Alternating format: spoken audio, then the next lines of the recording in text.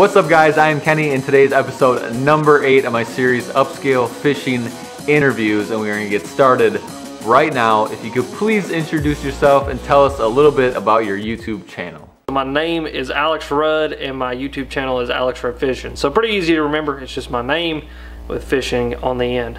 So my channel is about bass fishing. That's my primary focus. I'm a bass angler. You'll see some of my videos, I go after muskies and striper and things like that on the occasion, but for the most part, all my videos are centered around bass fishing, and pretty much what I do when it comes to the bass fishing side of things and the experience side of the things in the videos, I just grab my camera, I take it with me, and I document my experiences out on the water, catching fish, whether that be here in Tennessee or when I travel to Michigan or travel to Florida or wherever I go. I just take my camera with me, sort of vlog style, sort of not, and it really is always changing. I mean, I do so many different types of videos.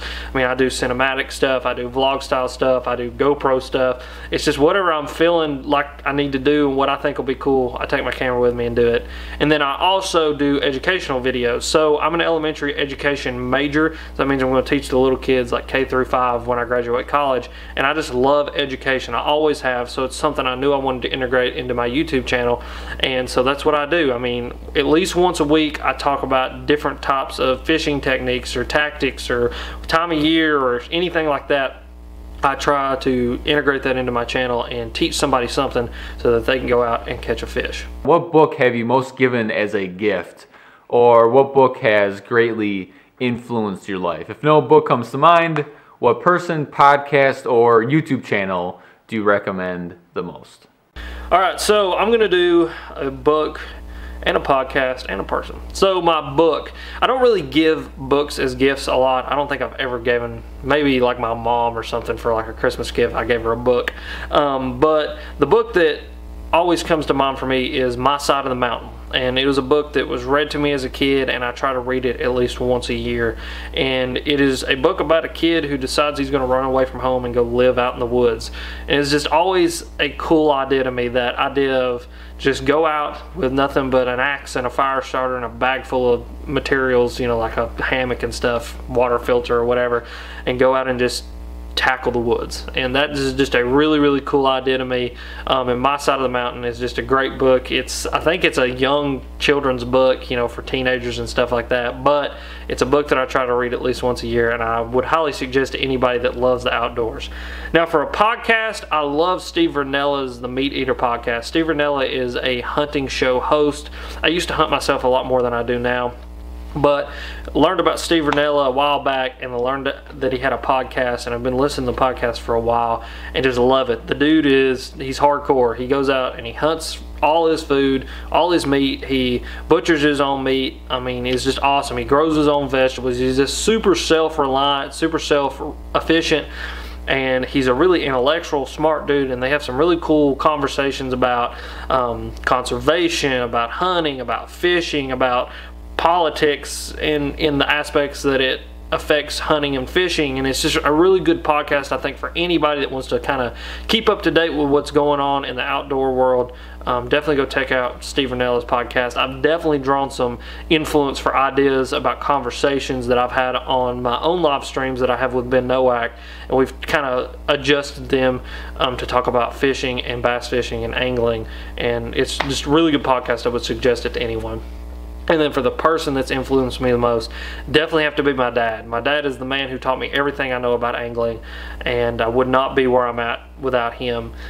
So, you know, definitely my dad, and it's really cool now that where I'm at in my angling career or life or whatever you would call it, you know, we've got to the point now where we can go out, and it's not like he puts me on fish or he's telling me what to do, which I still learn from him. We still do that, but it's one of those things. It's like we can go out together and we have great conversations, and we partner together to figure out fish and figure out techniques and figure out tactics. And it's so cool when I can take a bait and go, okay, you got to check this out, and I teach him how to fish it where he used to teach me how to do things like that, and still does. But it's really cool that we can do that together now. So definitely my dad is a person that has influenced me. What fishing gear, equipment, or lure purchase of $100 or less has made the most impact in the last 12 months?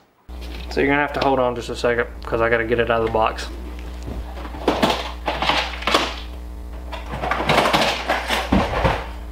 and I have to say it is this mug right here, the Whopper Plopper, and in particular the Whopper Plopper 130, and it's made by River to Sea. This thing has kind of opened up a door to me to a whole style of fishing that I didn't even know existed, and this past year I kind of sort of got in tuned with it and started to figure out what it was all about, and I can't wait for when this year, when it rolls back around, to really fish it hard, figure it out, because this thing right here draws some giant bites. It draws a lot of bites, and it is just super duper fun to fish. So definitely the Whopper Plopper 130. I think these things retail for like, I don't know, 13, 14 bucks. So definitely a lot less than 100 bucks. But make sure you upgrade those hooks. That's all I can say about it. But this thing right here, definitely can't wait to see what the next year holds. And then the past year that we've had, it has been totally awesome to me. So the Whopper Plopper for sure.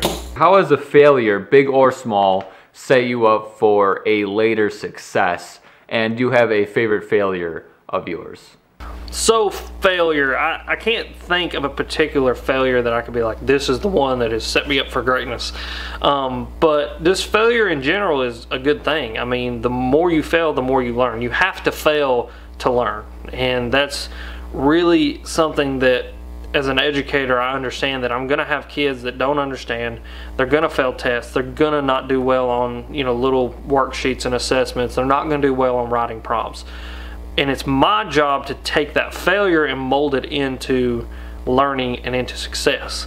And so, you know, just overall in general, the past year I've had a lot of different small failures as an angler. I mean, there's times I've gone out and got skunked, and every skunk is an opportunity for me to go and, you know, figure out what did I do wrong, how can I go out and catch those fish. And, you know, I heard one time that, you know, you get good by catching fish, which is a very, very true statement. The more fish you go out and catch, the better you are on the water. But there's also times that I believe that when you go out and you don't catch any fish, when you can see how the fish react to a certain bait, or you see how the environment reacts, or what the environmental conditions are, and the different things that all feed into not catching fish, you learn in turn what you need to do to go catch fish. So, you know, there's no in particular failure, but the failure overall, you know, in little ways where you go out and get skunked, or you miss a fish, or a fish comes off at the boat, you kind of go back and watch a GoPro footage, or you think through your head, you go through the process of what did I do wrong when that fish got up next to the boat? Did I turn my rod a certain way? Were the hooks not sticky enough? Do I need to make a change in line? Do I need to make a change in reels? All those small failures lead to overall success, I think. If you could have your own billboard and put it anywhere, what would it say? Pretty simple. I would put subscribe to Alex Rudd Fishing, because if they'll go and subscribe, then they can see what I'm all about. They'll understand my, you know, what my deal is and what Alex Rudd is. And, you know, putting all of that information on a billboard's too hard. Just put go subscribe to Alex Rudd Fishing. So pretty easy one right there. What is one of the best investments you have ever made? It could be investment of time, money, or energy. Probably the best investment I've ever made was when I worked at the hospitals that I worked at. When I graduated high school, I didn't go directly into college. I worked for 3, almost 4 years at 2 different hospitals, and that was kind of an investment of my time and my energy. And obviously I was being paid for it. It was my job, but all at the same time I invested a lot into that job. And it left me with a skill set that I will never be able to get rid of. I was part of a code team, so what that means is when someone's heart would stop, I would go in there and I would do compressions. I would be in that chaos of trying to bring this person back to life, and that left me with a set of skills that are invaluable to me now. I mean, it's one of those things, like if someone fell out on the ground, I'm not going to get nervous. I'm not going to know what to do. I'm going to know what to do. I'm going to be able to do it. I'm going to be able to help that person. And it doesn't really matter who it is. I mean, if someone falls out and I'm ready to go, or if I pull up on a wreck and there's blood everywhere, whatever it is, I'm calm, I'm cool, I'm collected. I'm able to go and do what needs to be done to make sure that people are okay, and that, you know, people are going to survive, and that no one else is going to get hurt. So definitely one of the best investments of time and energy. Now money has to be my truck. I love my truck. I'll show it to you right there. 2010 Toyota Tundra. Just paid it off a few months back. Really excited about it, but I love that thing. It has allowed me to, you know, pull the boat, go places, drive places. I get in it, I turn the key over, it starts up, it's super reliable, and I just love my truck. So definitely the best investment of money that I've ever made. What is a unusual lure or absurd fishing tactic that you love to use? So I'm pretty run-of-the-mill when it comes to fishing. I love fishing deep cranks. I love fish cranking. I love lipless crankbaits, spinner baits, shaky heads. Kind of do all the normal stuff. Outside of like throwing the whopper ploppers, the wake baits, some of the more crazy JDM stuff. There's nothing really crazy that I do technique-wise. But I'm sure that'll change because I love catching fish, and I'm going to do whatever I need to do to catch fish. So if that means throwing a double split shot donkey rig or whatever else you want to call it, I'm going to go out and I'm going to do it to go try to catch fish. So that'll probably change very soon. I'm sure there'll be something unusual come along this year that I pick up before many other people do and use it to catch fish. So I don't know, I'm pretty run-of-the-mill when it comes to stuff like that. In the last 3 years, what belief, behavior, or habit has most improved your life? So like I said, I worked before I went to college, and when I graduated high school, if I'd have went straight into college out of high school, I'd have flunked out because I didn't have the concentration and the work ethic as it applies to work like that I needed to do well. You know, in high school I was one of those dudes, I made C's, I made D's, I just did what I needed to do to get through it and get out because I didn't like it. I didn't like school. I didn't like being there. You know, it was just one of those things. But as I matured more and I worked that job and I worked at that hospital, I kind of found out, man, I don't want to do this. And always deep down I wanted to be a teacher.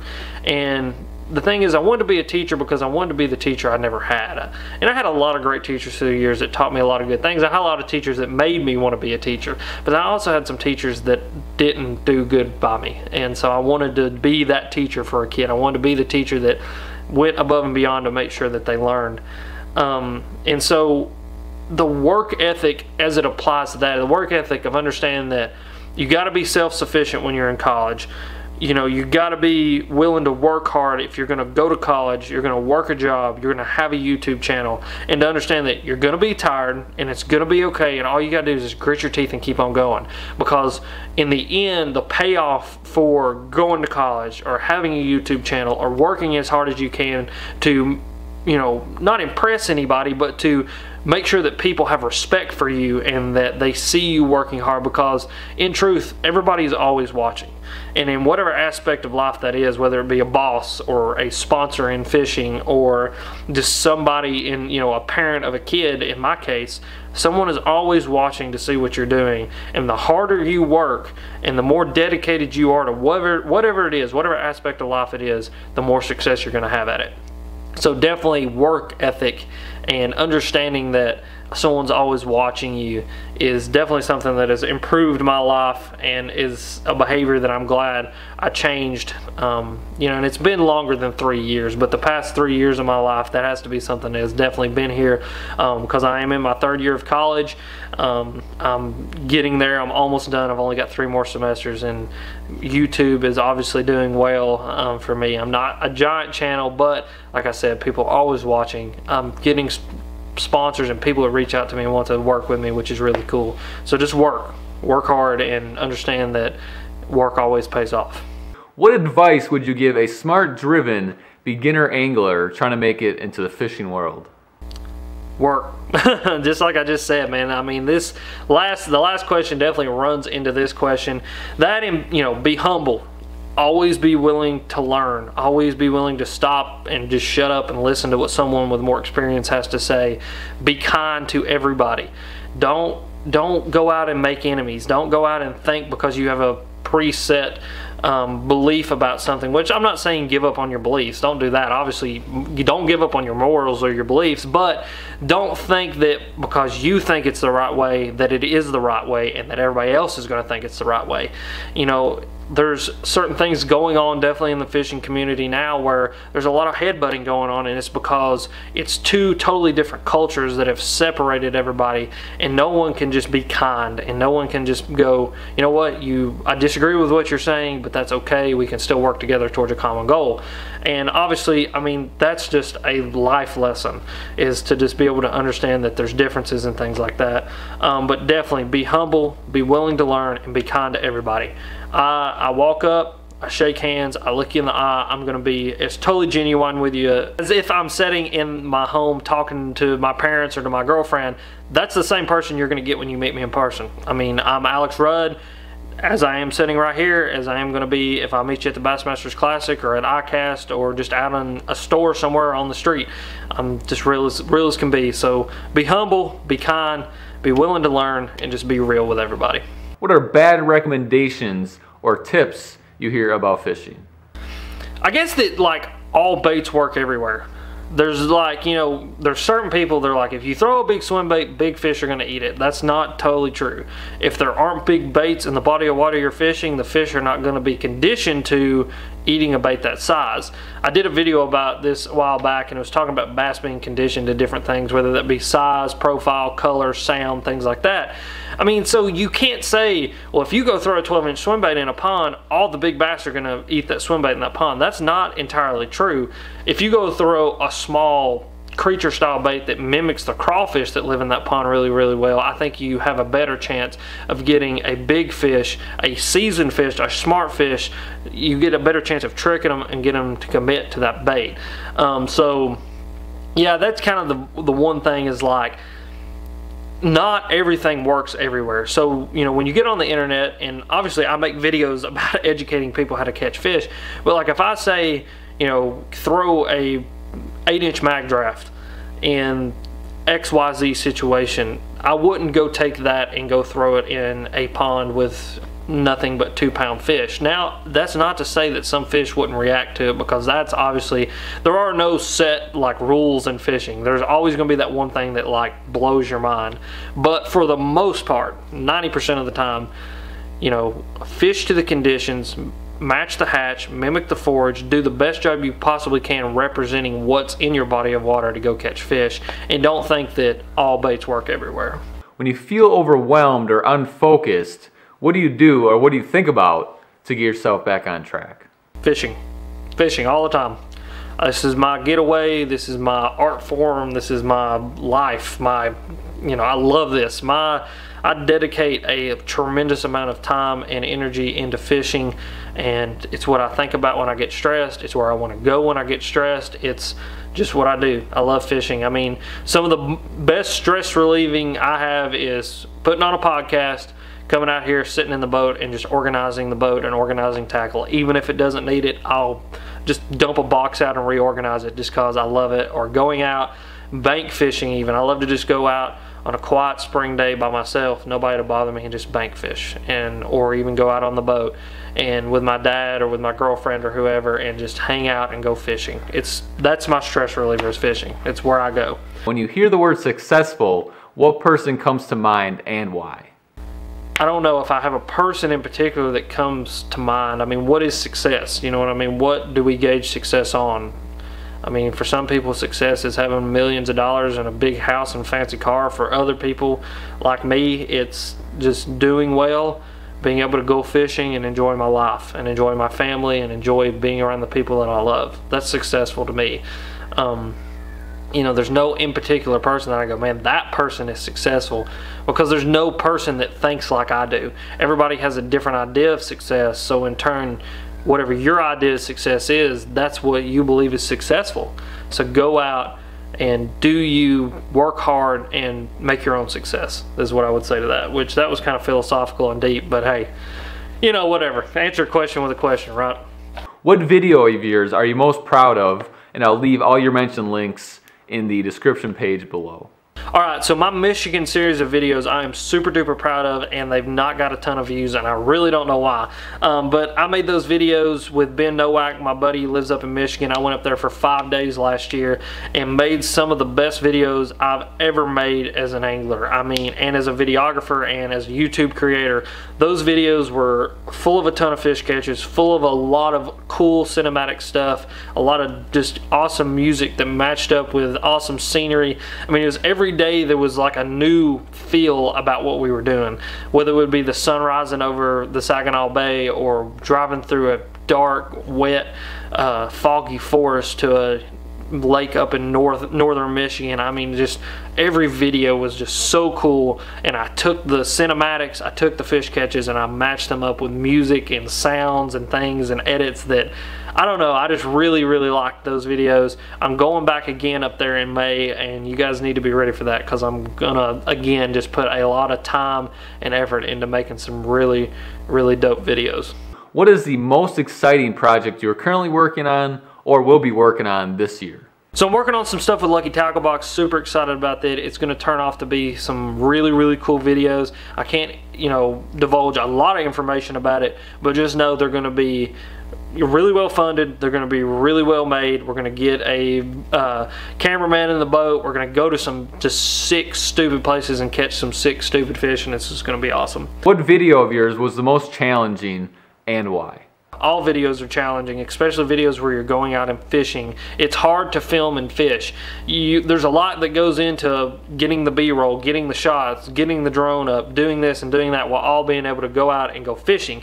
I work a job, I go to school, I do YouTube. Obviously, my weeks are really full, so most of the time I only get to go fishing on the weekends, or maybe you know, if I'm lucky, a couple weekdays. So most of the time when I go out, I'm trying to catch fish and focus on catching fish. So it's really hard to go out and focus on catching fish while focus on making a really high quality video as well. So really all videos are difficult and challenging to make.